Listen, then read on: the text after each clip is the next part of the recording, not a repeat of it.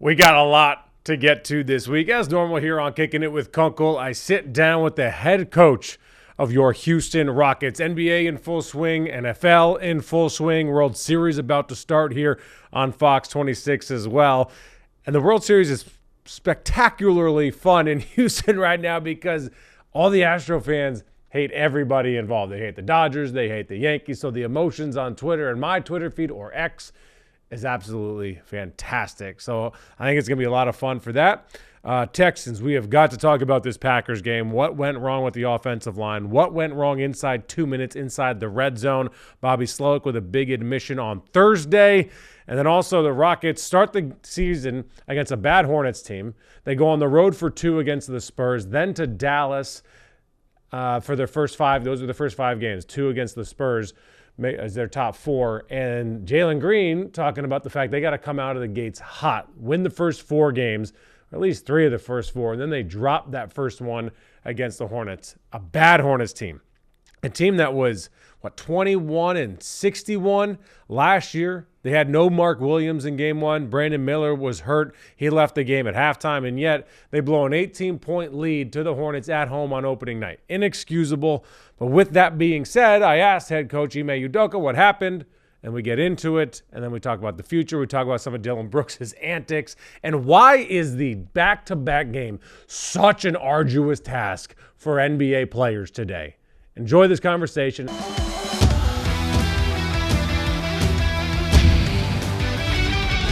So let's just start with the Hornets game. What happened game 1? Fans, so much excitement coming in, and then looked really good to start. Yeah, I think it was a tale of 2 halves.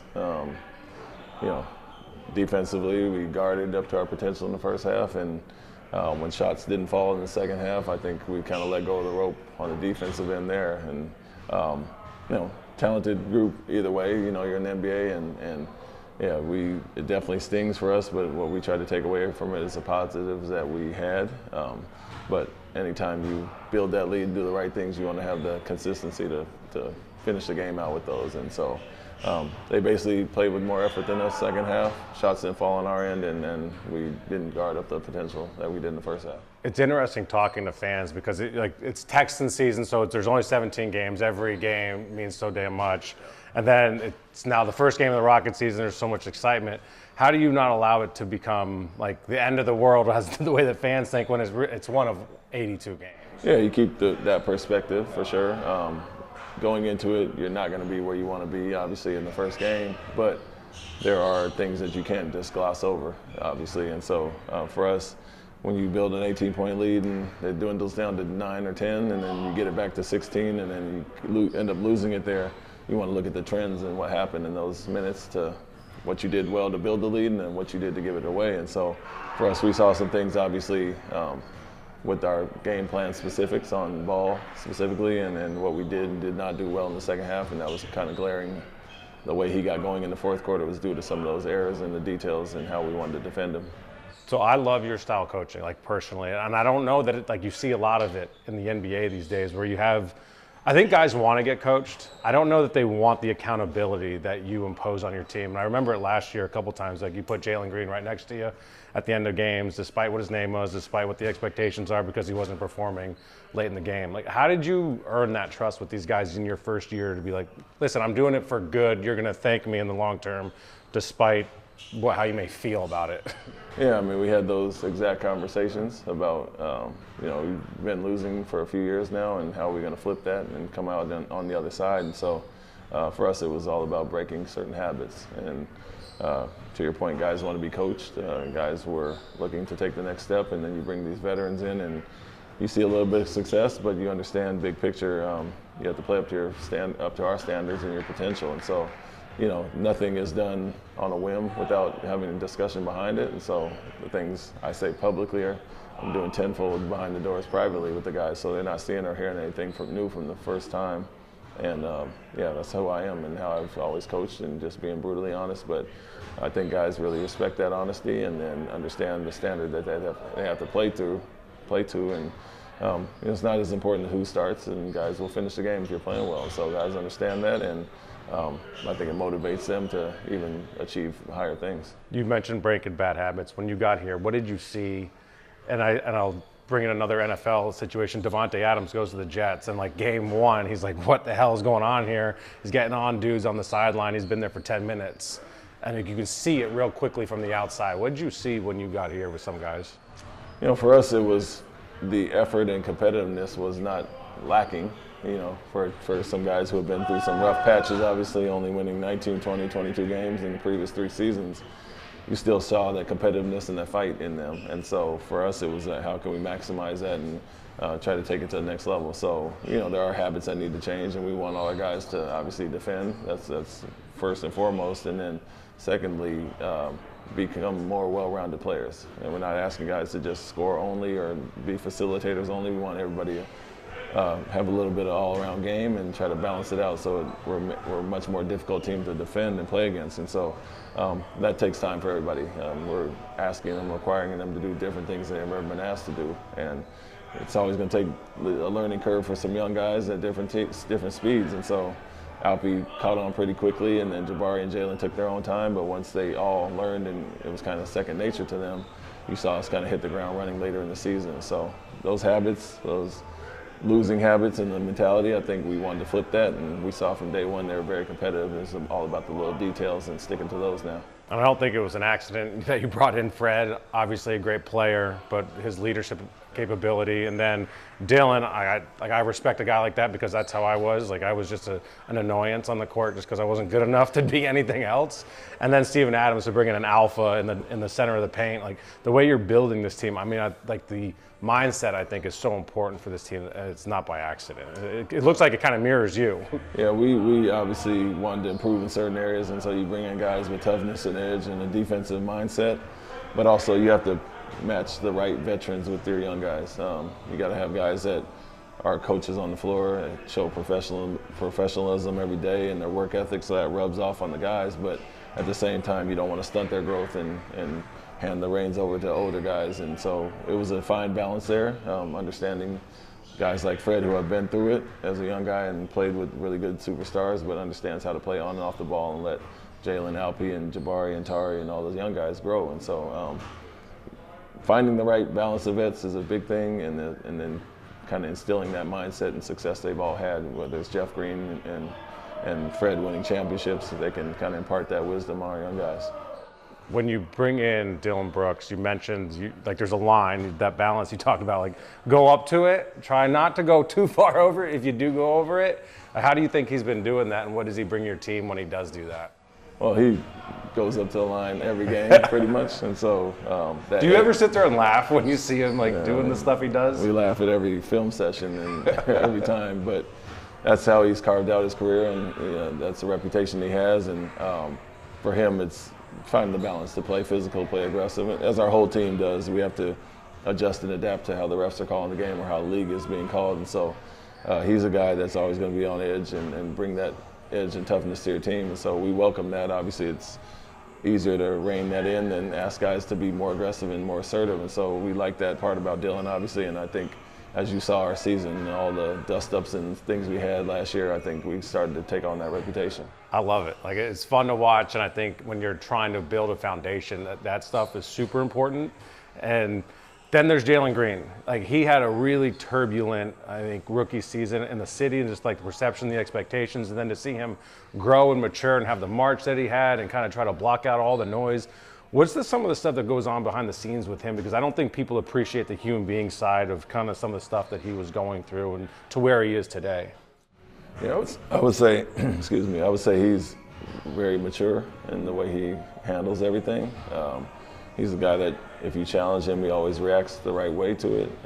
Went through his ups and downs, my first year here with him, but understood the big picture and where we're trying to get him to get to. And so never hung his head, never sulked whether he finished the game or not. It was more a challenge to him to show me and the staff that he could be the guy that we all know he could be. And so as the season went on, and obviously the months of March when he exploded there, you could see it coming, incremental pieces here and there. But he finally put it all together later in the season, and I think the carryover finished last season into the start of this season has been remarkable. So it's night and day from where he was last year at this time, and that's what you really want to see from your guys, the growth. And like, he does have the proper mindset to take on all the challenges, never hang his head, and want to prove everybody wrong.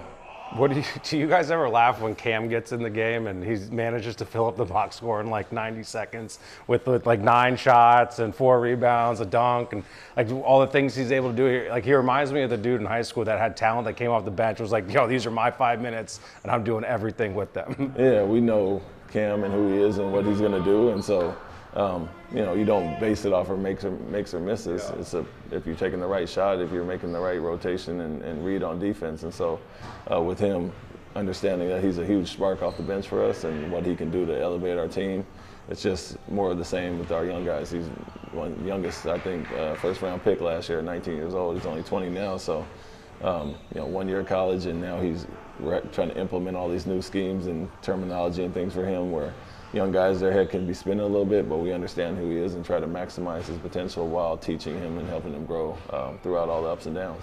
There's a lot of expectations for you guys this year, and I think real ones that are good to get to the playoffs. What does this team have to do to get there that like maybe you haven't seen quite yet that you're really hammering in practice? I would say the biggest thing is consistency. Yeah. Is that all mental, like to lock in for 48 minutes and not get distracted? Yeah, I would say that. I mean, you saw it in last night's game. We played a really good first half and then not as good second half, and so we don't want to be inconsistent within the same game to that extent. But even the ups and downs of last year of the losing streaks, we would have 3 games here and then win 6 games there and then lose 2 more, 3 more here and then finish with an 11-game winning streak. So it's just a lot of ups and downs, and what we talked about was self-correcting this year and adjusting and adapting quicker to avoid those ups and downs and where you end up being average, which is 41 and 41. And so, yeah, although that's a big step from the previous years, we still felt like we left a lot of games on the table, and I think last night that's why it stings so much. We wanted to avoid some of those things, and so in general, the consistency is going to be the key with us this year. How fast we can self-correct, and that's why the NBA is great. We get another one tomorrow after try to get the sour taste out of our mouth and understand what the things we did well to build that lead, and now how do we increase it instead of end up losing it. Talk to me about this aerial view of the NBA. Why is it so arduous to play back-to-back games in the league now? Like, why is this such a struggle for players? I think it depends on who it is. Because I can go to the Y 2 days in a row for sure. I think, a lot of the veterans, it's become a trend in the league. And, I was around a guy who started that a lot with Pop in San Antonio. And, he was at the forefront of resting guys to make sure they're good to go when it counts. And so, you understand that part of it, and everybody kind of does it, but I think it's also a badge of honor to play 82 and to play games when you're tired and banged up instead of injured. And so you look at our guys like Tari, 82 games his first year, and obviously had the injuries last year, but Jalen, 82 games last year. And so to me, I still have that old school mentality where we did 2-a-days for 4 or 5 days in practice. Nobody does 2-a-days anymore. Back-to-back we used to play 4 and 5 nights. They already took those out. So it's hard for me to have a ton of sympathy for guys, with all the treatment and 5 stars, private jets, advances in technology and all those things now. So a facility like this. Yeah, so you understand that, and you understand the trends of the way the league is going, but at the same time, you want to have your guys mentally tough enough to push through and fight through fatigue and playing games. Cool. Appreciate you, Coach, coming on. Man. Thanks, man. No problem. All right, I hope you guys enjoyed that conversation. It was really fun to see Ime kind of away from the podium because the dude is so stoic, straightforward, gives great answers at the podium, but obviously not a whole lot of personality there. A little bit more personality in this conversation here on Kicking It with Kunkel. So if you liked it, then share it, click, like if you're on YouTube, subscribe if you're on YouTube to the Fox 26 YouTube page.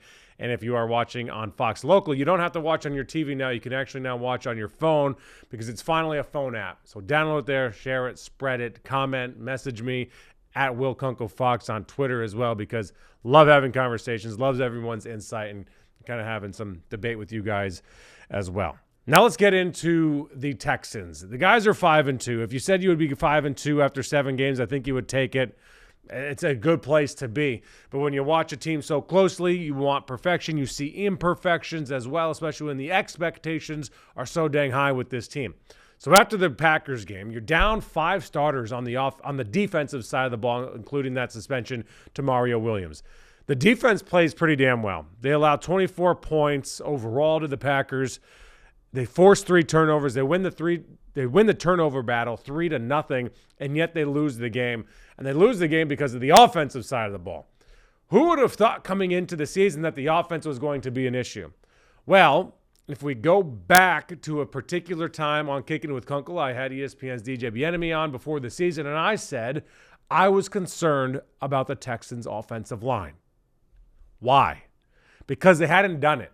They hadn't been successful at run blocking. They hadn't really been overly successful at pass protection. They were good enough. C.J. Stroud certainly, covered up a lot last season, and he's done so far a handful of times this year as well. Everything got exposed in that Packers game. C.J. Stroud had his worst game as a professional. Let's get to these stats. He went 10 of 21 for 86 yards. 2 wide receivers caught a pass, Stephon Diggs and Xavier Hutchinson. Those are the only 2 guys that caught a pass. Tank Dell didn't catch one ball. He dropped a touchdown early in the game after that Neville interception. Can't be having that type of stuff going on. But when it comes to the offensive line, this is when Bobby Slowick and this is where DeMeco Ryans make their money. One, DeMeco Ryans has to make some tough decisions, perhaps with personnel. Who should start? Who should start where? What's going on up front personnel? Are the right people in the right spots to have success? Now, schematically, it's up to Bobby Slowick. It's not up to DeMeco Ryans. Of course, DeMeco's going to be part of the conversations, yada, yada. But Bobby's got to know, he's got to draw up routes that get the ball out of CJ's hand faster if the offensive line can't pass pro. And if they're not pass proing and the communication from Juice Scruggs or CJ Stroud is lacking, that's got to improve. Like, something has to change. You can't be doing the same thing that you've been doing the first 7 weeks of the season. Because every week we talk about Will Anderson and Danielle Hunter being ineffective if they were in a particular game because the opposing team gets rid of the ball so fast. Well, why can't the Texans do that? Why can't the Texans get rid of the ball quickly to negate the pass rush from the other team? Obviously, CJ doesn't have time to sit back in the pocket, bounce around, and let routes develop. And when he did have time, I think on the second to last drive, he had some time, but his clock was sped up. And then when he did have time, he missed some throws as well. Like, CJ did not play very well. No one played well for the offense. Joe Mixon had himself a good game. The guy is an elite cutback artist. The guy jump cuts consistently. He might have more jump cuts than he does yards when he goes over 100 yards in a game. But if other teams schematically can negate the Texans' pass rush with quick routes, getting the ball out of C.J. Stroud's hands, then why can't Bobby Slowick and the Texans? That's what I want to see this week against the Colts. Bill Belichick said some point this week somewhere, I don't know where it was, that Tom Brady was the best quarterback when he got the ball out of his hands as quickly as humanly possible. Why? Because he doesn't make plays. Those guys make plays. So the faster you get the ball out of your hands as the greatest quarterback of all time, the more effective our offense is going to be. And CJ knows that, but he's got to have time. All of this has to work together. It's the biggest team sport in all of sports. So if the offensive line isn't doing their job, then the wide receivers don't have time to get into their routes. They certainly don't have time to stretch the field. CJ doesn't have time to scan the field. He certainly doesn't have time to make a deep throw. So with all that being said, it all starts up front. And it starts with communication. It starts with Juice Scruggs identifying what the defense is doing. Then it goes to C.J. Stroud identifying what the defense is doing, getting in the right pass protection. And then, of course, you got to execute your job. And then, obviously, you also have to have the right schemes in place. And I'm not smart enough. I'm not good enough. I don't know offensive line strategies and schemes well enough to tell you what went wrong in every play. I can tell you the one play where the Packer came, I think it was Gary that came off the edge and just smacked C.J. Stroud untouched when Dalton Schultz was on the edge. I know that Jeff Schwartz did a really nice breakdown on X about what went wrong there and that the tight end, 86, Schultz, was locked into his pass pro. I then talked to another offensive lineman around the league, and he broke it down in a really long text to me, which was awesome. But the point of me saying that is that there's a bunch of different ways to pick that up. So to know what the Texans were doing, we don't know. Whatever it is, it's not working. Whatever it is needs to change. So that's why this game against the Colts is so big for the Texans. Not because they're just one game up against the Colts, and that if they lose the game, they're in a first-place tie with the Colts. If they win, they have a 2-game gap against the Colts.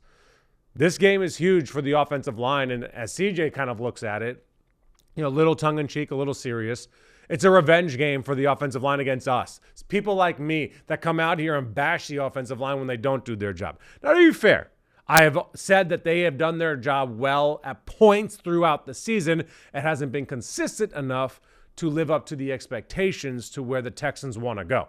Like, they have expectations to play through the roof. Like, right, I'm here, up through the roof. They have Super Bowl hopes. The offensive line has not played that well. The offense has not played well enough, consistently enough, to win the Super Bowl. The defense, what they did without 5 starters against the Packers was awesome. Like, I have no real stress about the defense. Now, if they continue to have guys out on the defensive side of the ball, they will be exposed from time to time. They have gotten lucky a handful of times on some deep balls, whether quarterbacks missed them, wide receiver has dropped them, or whatever it might be. But back to the offense, they've got to figure this thing out. And they're being held to a high standard because of the 5-headed weapon monster that CJ talked about in training camp and that we all dubbed and that we all have seen. When you have the weapons you have, you're going to be held to a higher standard. This isn't an offense that just has to go out there, kind of control the clock, get enough points on the board to be in the game late, and then hopefully the offense or the defense or special teams makes a play late in order to win. This is an offense that should be able to outscore any offense in the league on a given Sunday. And that's not happening. Not only is that not happening, the offense was a liability in Green Bay. They had, I think, 55 passing yards as a team after sacks. Yeah, 55 passing yards because of 4 sacks and 31 yards. To have 55 passing yards with Stephon Diggs, Dalton Schultz, Cade Stover, no Nico Collins, but Tank Dell and C.J. Stroud is inexcusable. But it also highlights why this is a full team game. The offensive line has to do their job for those guys to do their jobs and get all the headlines and get all the highlights and get all the money that they do and get all the attention that they do. Now, with that said, the Colts matchup is going to be a lot more difficult than we thought it was going to be because this team was bad to start the year. They were a bit of a joke. They were 0-2. Now they have won 4 of their last 5. They beat the Dolphins, but coming into the season, we thought the Dolphins were good, and then they lost to us, so now it became a bad football team. The Colts have kind of been like this, and yet at the same time winning 4 or 5. It doesn't really matter how you do it. But if you watch the Colts closely, you know that they have a lot of vulnerabilities as well. But now they get DeForest Buckner back on the defensive side of the ball. They get Jonathan Taylor back at running back. And Jonathan has absolutely torched the Texans in his career. Hopefully we do not see that happen on Sunday. And Buckner adds a pass rush element for the Colts that the Texans would love to not deal with, yet now they are going to have to deal with. The defense against the Colts has got to cut out the long play. They've been exposed against the Bills. Josh Allen missed a throw. They were exposed against the Jaguars. Trevor Lawrence missed a throw. They were exposed against the Packers. Jordan Love, he either missed a throw or was dropped deep. I can't remember perfectly. Either way, like they got a lucky bounce. Against the Colts, they were exposed. That's the only reason the Colts were in the game week 1. They had those monster plays against the Texans defense. They had a 60-yarder to Pierce, a 54-yarder to Doolin. And, I mean, those 2 guys also had touchdowns. If you take those plays away, which it doesn't work this way, they blow them out. So the Texans, week in and week out, have kind of put on tape that they are beatable deep on a given time, whether it be Kalen Bullock biting on a double move, whether it be a safety miscommunication. And now that Jimmy Ward's not practicing, that becomes even more obvious on the back end. Whatever the reason might be, you got to cut them out. You got to play the ball well. There's a lot of things that go into it when the ball's in the air, etc. So there's a lot of things that go into this game. I thought something was interesting from D'Amico Ryans this week in conversation with him when he was at the podium. He said that the communication can lack sometimes on the road because of the noise. Noise shouldn't bother you that much with communication. Maybe from time to time you have to go to a silent count, a clapping count type of deal. But like overall, consistently throughout the game, it's not that loud down on the field to where you just have no idea for 55 snaps or however many it is that you just don't know what you're doing in pass pro. That shouldn't really be happening. It kind of tells me that these guys are, that the communication is not there, it's not good, or it's there and guys don't know what they're doing. I don't know what it is, but noise shouldn't bother you that much consistently. Like in Minnesota, it was extremely loud, but you should be able to iron it out at some point. Like you can't just be like, all right, well, I guess that's it. We can't hear, we can't communicate. It's on to next week. Meanwhile, it's the second quarter and you're just getting your brains beat in. It shouldn't be that much of a problem. Those are my takes. Let me know what your takes are. Leave some comments here if you're watching on YouTube. Share with everybody. I appreciate everybody tuning in here to Kicking It with Kunkel. We'll be back next week with a big-time interview. By the way, the Jets game that is usually on Amazon Prime will actually be live on Fox 26. We will have a pregame show at 6:30 to 7 into kickoff, and then a postgame show immediately afterwards. So don't change your TV. I will be there. I'll be on the field. We'll have a full pregame show and postgame show and airing the game right here on Fox on Halloween night for the Jets and Texans.